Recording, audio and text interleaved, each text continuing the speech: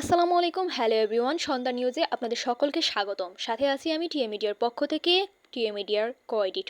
বর্তমানে social media খুললেই আপনারা দেখতে পাচ্ছেন বঙ্গবন্ধুর ইতিহাস সম্পর্কে কিছু রচনা। আসলেই কি এগুলো সত্যি? আসলে কি বঙ্গবন্ধু শেখ মুজিবুর রহমানের নাম ছিল দেবদাস চক্রবর্তী, নাকি অন্য কিছু? তিনি কি আসলেই মুসলিম পরিবারের সন্তান, নাকি হিন্দু পরিবারের সন্তান? চলুন জেনে নেওয়া যাক বিস্তারিত। এখানে আমি একজন সংসদ সদস্যের ভিডিও সংযুক্ত করে দিচ্ছি, আপনারা নিজ চোখেই দেখে নিন কি বলছেন। দুর্নীতি করেছেন, দুর্নীতির উনাদের কলিজা কাঁপানোর দলিল আমাদের কাছে আছে। এই সংসদে উনাদের দুর্নীতির কথা আমরা জাতির সামনে তুলে ধরে সরকারের মুখোশ আমরা উন্মোচন করব। মাননীয় স্পিকার, আমার কাছে একটি বই আছে, মতিউর রহমান রিন্টুর লেখা আমার ফাঁসি চাই। আমি যদি এই বইটি এখানে পড়া শুরু করি, ওখানে বসে ওনারা বান্দরের মতো লাফালাফি করবেন। মজার বিষয়, ওয়াকআউট করতে পারবেন না। মাননীয় স্পিকার, সম্প্রতি 4টি সিটি কর্পোরেশন নির্বাচনে 18 দলীয় প্রার্থীর বিপুল বিজয় ঘোষণা করছে বাংলাদেশের আগামী দিন নিপীড়িত নির্যাতিত মানুষের নেত্রী বেগম খালেদা জিয়া। মাননীয় সদস্য, আমি আপনাকে 270 বিধি অনুসরণে বক্তব্য রাখার অনুরোধ জানাচ্ছি। আওয়ামী লীগের সবচেয়ে বড় শত্রু আওয়ামী লীগের নেতা নেত্রীদের জিহ্বা।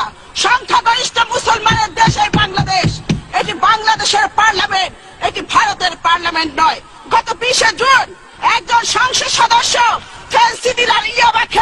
এখানে দাঁড়িয়ে আমাদের নেত্রীর পরিবার নিয়ে নিকৃষ্ট বক্তব্য রেখেছেন। এই বক্তব্য কুৎসিত, নোংরা, অন্ধকার জগৎ থেকে উঠে আসা নর্দমার কীটের পক্ষে সম্ভব। মাননীয় স্পিকার, এই অসত্য, নিকৃষ্ট, কুরুচিপূর্ণ, অমার্জিত বক্তব্যের জন্য তাকে জাতির কাছে ক্ষমা চাইতে হবে।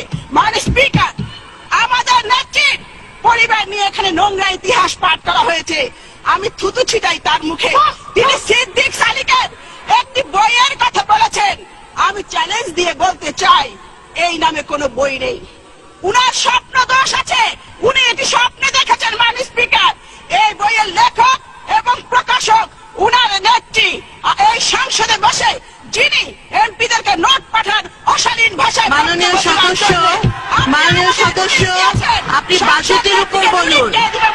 বাজেটের উপর বলুন। এক নম্বর ব্যক্তি যদি ঠিক হয়ে যায়, আমরা সকলে ঠিক হয়ে যাবো। মাননীয় স্পিকার, যিনি আমাদের নেত্রী পরিবার নিয়ে এখানে কুৎসারটনা করেছে, তিনি পলিটিক্যাল প্রস্টিটিউট।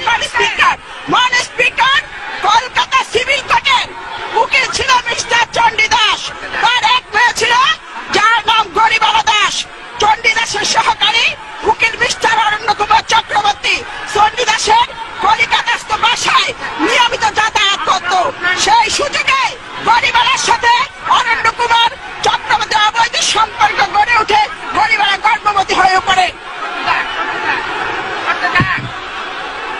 গরিবালা যখন বুঝতে পারলেন তিনি গর্ভবতী হয়েছেন, তখন গরিবালা অরণ্য কুমারকে বিয়ে করার জন্য চাপ দেন। অরণ্য কুমার বিয়েতে রাজি না হয়ে অবৈধ সম্পর্ককে অস্বীকার করেন।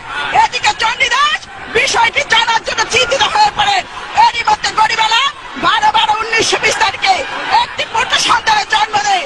তার নাম হয় দেবদাস চক্রবর্তী।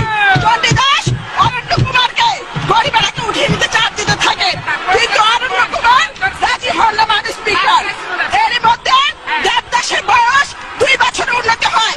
চণ্ডীদাস হতাশাগ্রস্ত হয়ে পড়েন, ভীষণভাবে অস্বস্তি বোধ করেন। মাননীয় সদস্যবৃন্দ, আপনারা একটু শান্ত হন। মাননীয় সদস্য,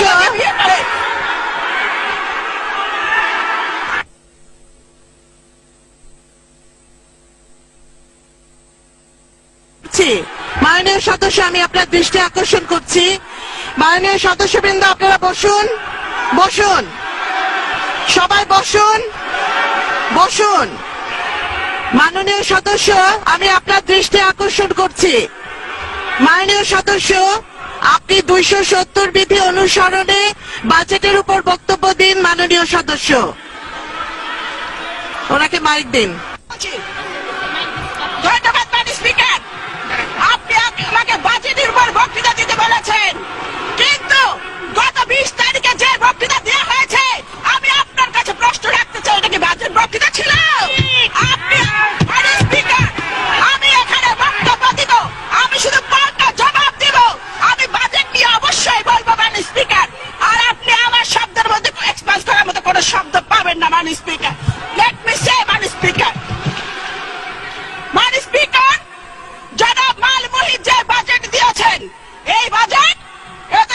মানুষের হতাশা ক্ষুব্ধ হৃদয়ে বেদনার দীর্ঘশ্বাস। মাননীয় স্পিকার,